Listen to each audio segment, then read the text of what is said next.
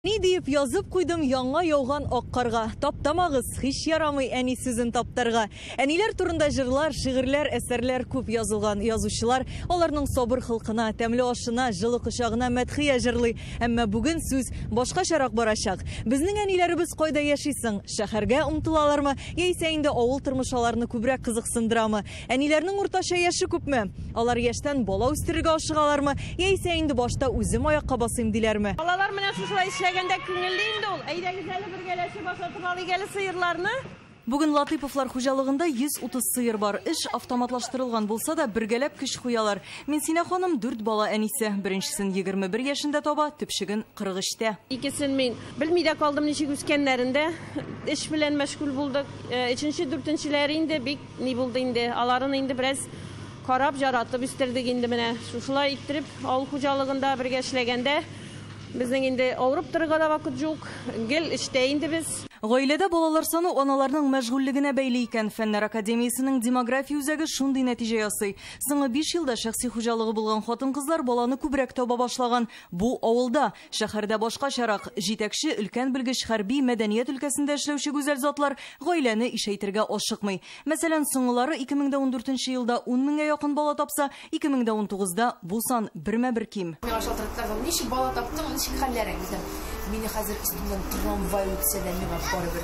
Танылган алып баручы Гөлназ Сәфәрова кичкенәдән минем бер бала һәм ул малай булачак дип йөргән. Шулай булып чыга да, тормышта үз урынын тапкан, яраткан эше һәм шөгыле булган кеше ул. Тик бала санын карьера белән бәйләргә ашыкмый. Әгәр сез гармонда туясың икән, әгәр дә сиңа бер бала белән рәхәт икән, бер бала белән дә бәхетле булу, шул бәхетле булу, гаиләнең бәхетле булуы, бала саны белән беренчелектә бәйле түгел. Шуңа күрә минем карьерамның уңышлы баруында, эшемнең уңышлы баруында аның да өлеше бик зур. Тагын бер нәтиҗә. Татарстанда бала таба алырда яшьтәге хатын-кызлар саны кими. Бүген иң зур категория 30-34 яшьлек әниләр. Аларның 84% шәһәрдә яши. Бу 90нчы елларда бала табучылар саны кисәк кимү белән бәйле ди белгечләр.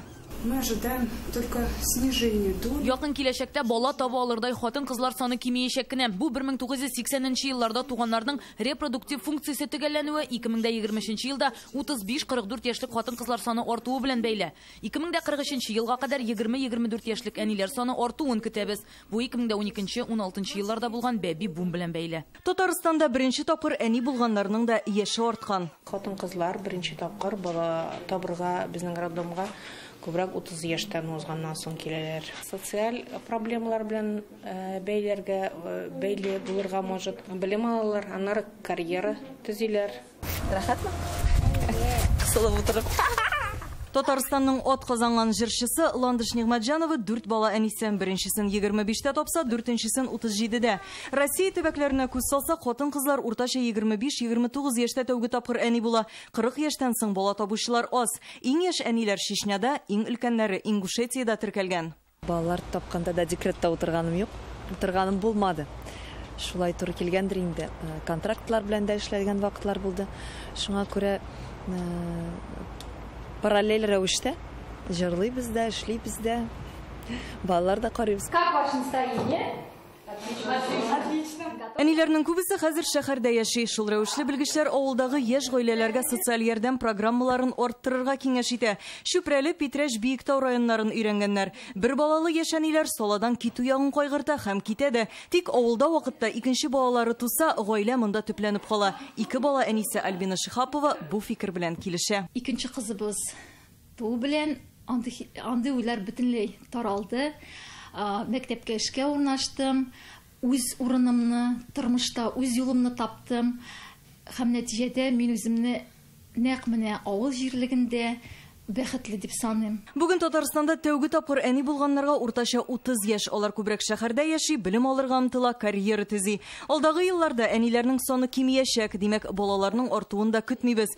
Күрсәткечләр 20 елдан соң гына үзгәрергә мөмкин. Алия Хәйретдинова, Данил Филатов, Яңа Гасыр каналы.